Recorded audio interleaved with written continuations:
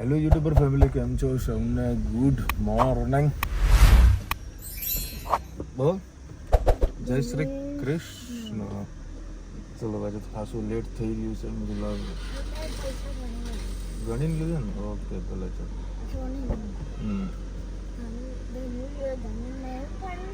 ના મારે તો લેટ થઈ રહ્યું છે અને બરોબરની ભૂખ લાગી છે.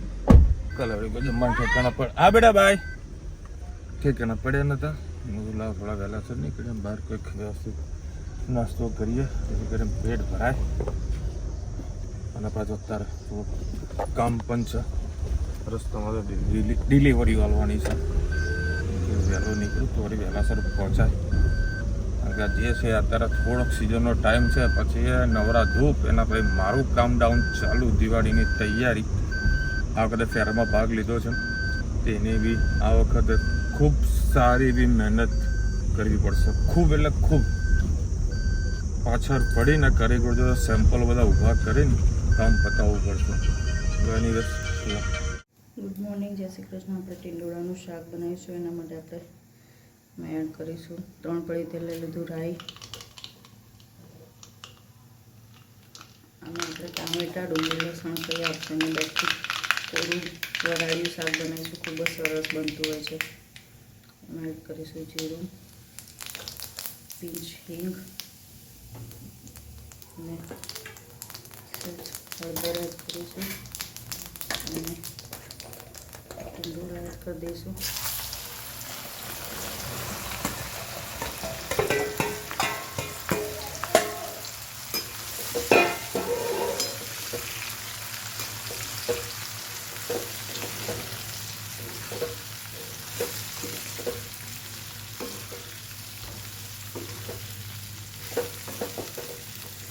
સોયાબીનમાં મીઠું એડ કરી દઈએ.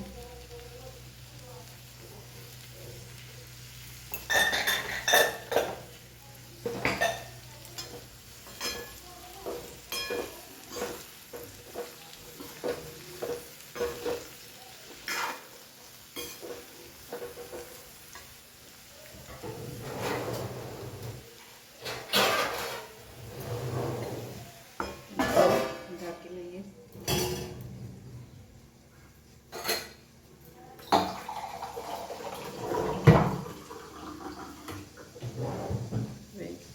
પાણી એડ કરી દઈએ, રાખીને એને 15 થી 20 મિનિટ સરસ થવા દઈએ. થોડા કચરા જેવા સરસ બફાઈ ગયા છે. હવે આપણે મીઠો મસાલો કરી દઈએ, ધાણા જીરું, તીખું મરચું, કાશ્મીરી મિર્ચું 1 ચમચી. સરસ મિક્સ કરી દઈએ.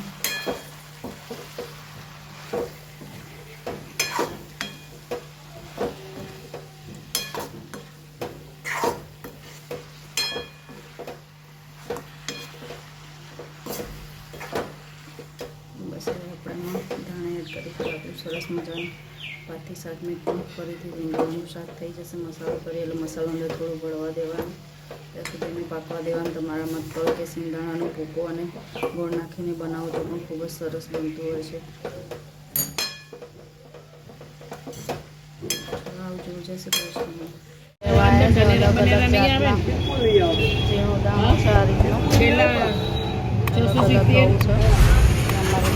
કોઈ માતાનું મંદિર આગળ મેં લેવા આવી છે. અલગ અલગ તમારા કરતા તમારા ભાઈના પાસે અને ધનેરા બનેરા નહીં નીકળે ને સારું નીકળશે ને માલ પાતરીનો 100% અને વિશાલ મોદી ઋતુરાજ ગુડલક વિલા બીજે માળ છે. ઉપર એક જ પહેલો જ માળ છે, ચડાવવાનું છે. રિક્ષા બોલાવી. હા, રુચિતા લી મોદી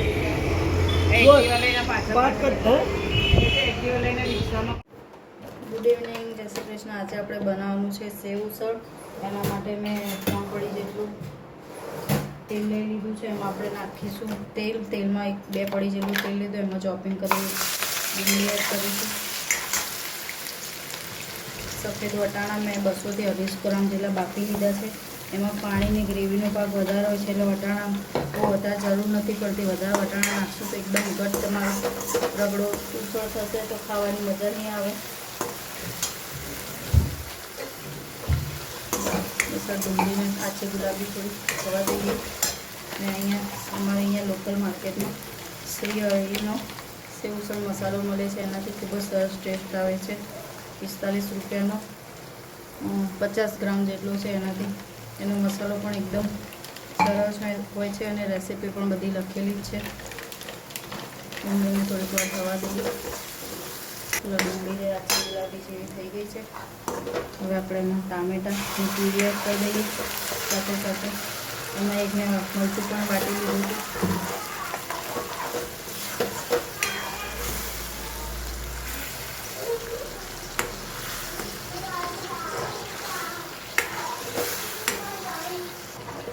બસ આપણે એમાં રૂટીન મસાલો થોડા કરી લઈએ. કાશ્મીરી મરચું, પિંચ હળદર, પિંચ એટલે ધાણા જીરું, સહેજ તીખું મરચું અને સેવ ઉસળનો મસાલો 1 ચમચી જેટલો એડ કરીએ.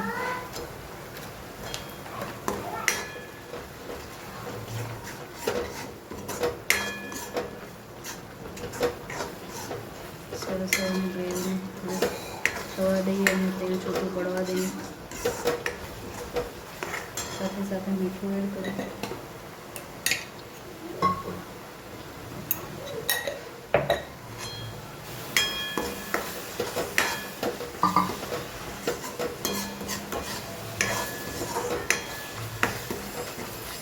આમાંથી થોડી 1 વાટકી જેટલી ગ્રેવી આપણે તરી માટે કાઢી લઈશું. આપણે તરી બનાવીશું.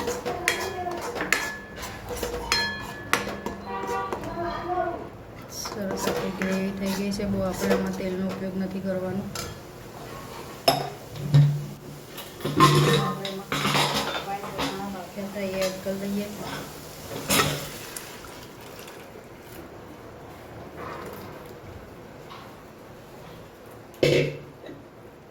સરસ મિક્સ કરી દઈએ.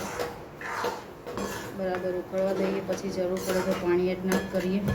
તમે આમાં ચણાનું ગોળ કરવો હોય તો પણ કરી શકો છો.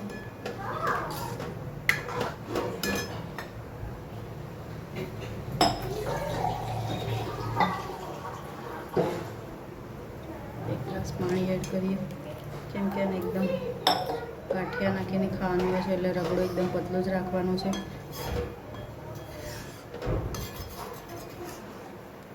ચલો હવે આમાં દાણા એડ કરી દઈએ એટલે સરસ મજાનો સેવ ઉસળનો રગડો તૈયાર. આમાં દાણા નથી હોતા સેવ ઉસળમાં. કોઈ પણ રેસીપી બનાવીએ એટલે દાણા એડ કરવાની ટેવ પડી ગઈ છે. અને કે રેસીપી કોઈ પણ બનેલી દાણાથી આપણો કોઈ પણ વાનગીનો લુક સારો આવતો હોય છે એટલે આપણે બધામાં દાણા એડ કરીએ જ છીએ. બાકી સેવ ઉસળમાં તો રગડો અને ચણાની આટી કરેલી હોય છે. મારા આજે મેં વટાણા થોડા વધારે જ બાફ્યા છે એટલે જરૂર નથી. કેમ કે પાછો એનો સ્વાદ કચાસમાં આવે ને પાછો રગડો જાડો થઈ જાય એટલે પાણી એડ કરવું પડે. એટલે પ્લસ માઇનસ થાય એટલે સ્વાદ થોડો ફરી જાય છે. એટલે આમાં આપણે ચણા લોટની આટી નહીં નાખીએ. તમને ભાવતું હોય તો એ રીતે કરી શકો છો. પછી રગડો ઉકળી ગયો છે. આપણે તરી બનાવી લઈએ. નીવીબેન સરસ મજાની કાચી કેરી પાકી થઈ ગઈ છે. હવે મસ્ત મજાનો સ્વાદ આવી રહ્યો છે. ચૂસીને મને કે હવે તને ખાવી છે. અડધી ફિનિશ કરી દીધી પછી કે મમ્મા તને ખાવી છે. શું લઈ લઉં? અને હમણાં કંઈક ટ્રેન્ડિંગ બહુ ચાલી રહ્યું છે. બધું એ લઈ લઉં, આ લઈ લઉં, આ લઈ લઉં એમ કરી રહી. બોલ, આ લઈ લે, લઈ લે, લઈ લે. હા ઓકે. કે તને બાબુરાવ बाबू सामने खेत का કે દે बाबू लमकी ना दी तरता તો રાત્રે વળી ભર્યા છે ઘઉં. खाओ ઘઉં ભરાનો છે. बाबू પર પૂરી આવી છે. જોડે થોડા ઘઉં બાકી હતા. તળે રોજી તાવ લઈને ઘઉં. ચલો સીધું કામ થઈ ગયું પૂરું.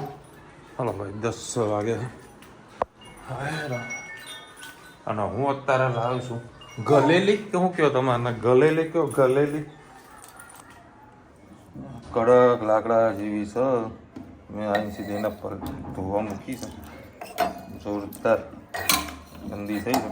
કારણ કે આ શું તડકામાં લોકો મૂકી રાખે તો પ્રોપર જે રીતનું જુઓ ને એ જો સોફ્ટ નહીં, કારણ કે જે બરોડામાં અમે ખાધી હતી ને એના જેવી તો નહીં.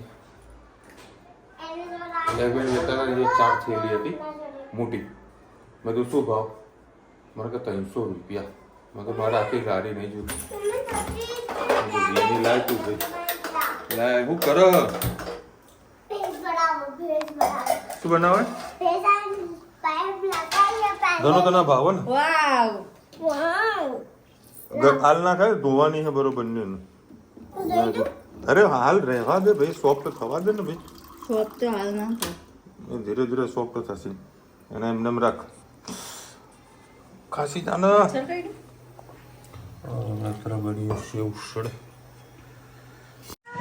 સેવસર રેડી. બરોડા ગયા સેવસર ખાવા નતું મળી, ઘરે તો મલાય. ડુંગળી ના નાખું.